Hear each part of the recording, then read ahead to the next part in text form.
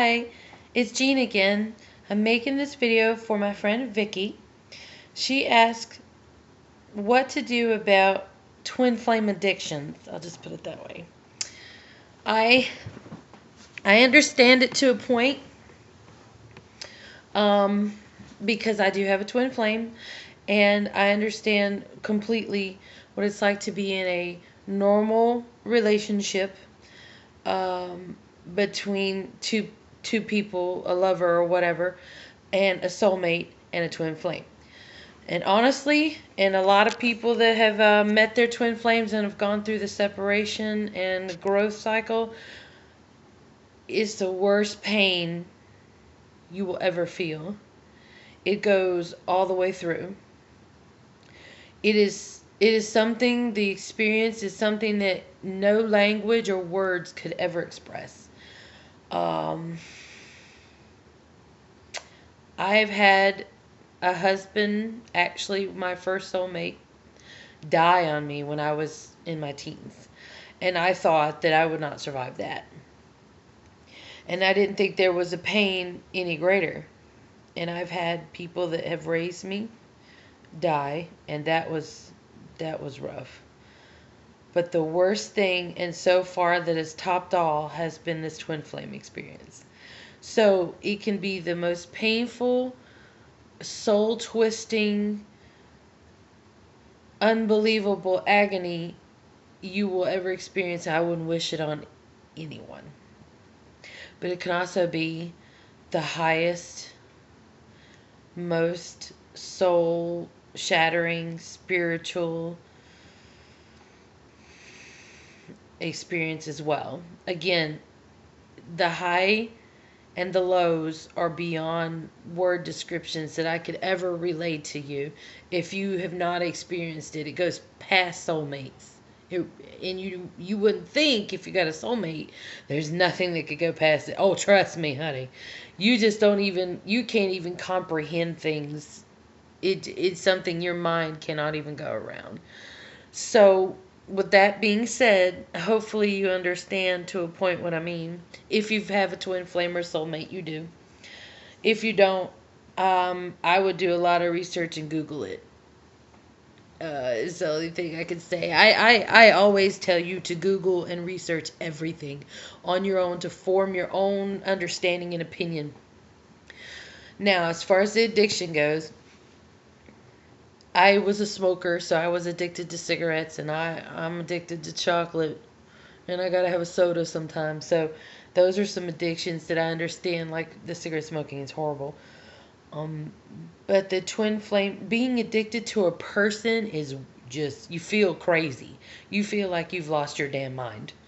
Honestly, you feel stupid and insane and displaced, and it's very weird. So I I understand that, and I'm going through that myself. And I would say to you, just like I'm working through it with mine, it's like any addiction. Just, like if this is like crack or cocaine mixed together with a little bit of heroin and weed sprinkled on top.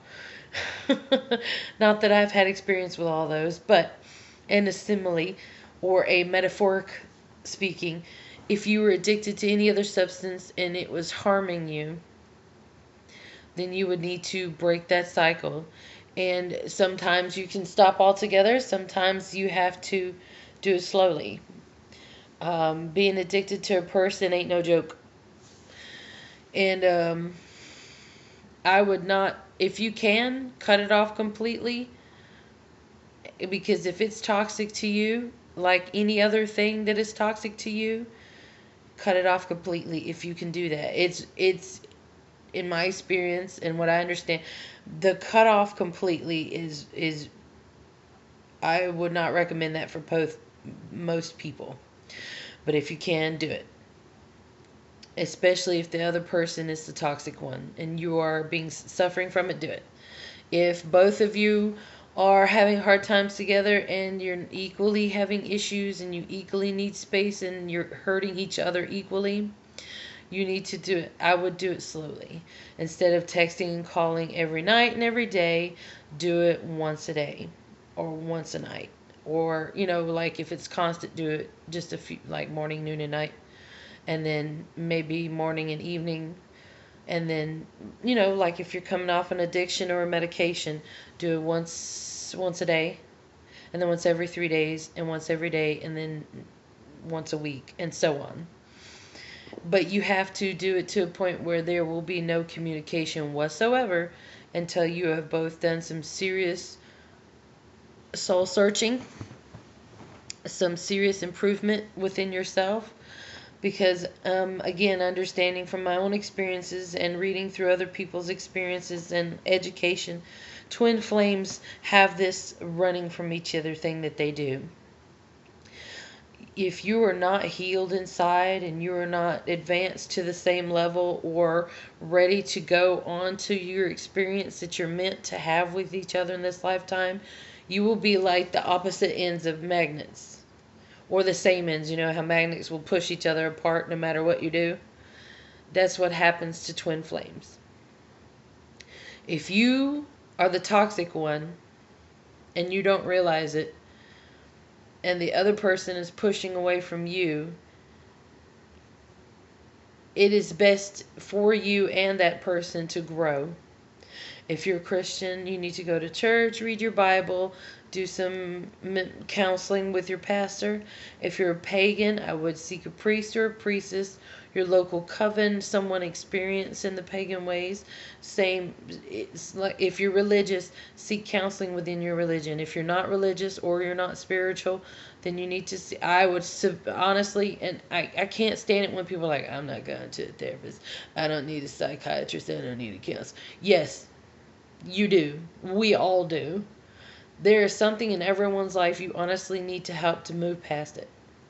If you're not learning from your experience and your twin flame and yourself are not feeding each other and nurturing others' spirit, you are not ready for each other.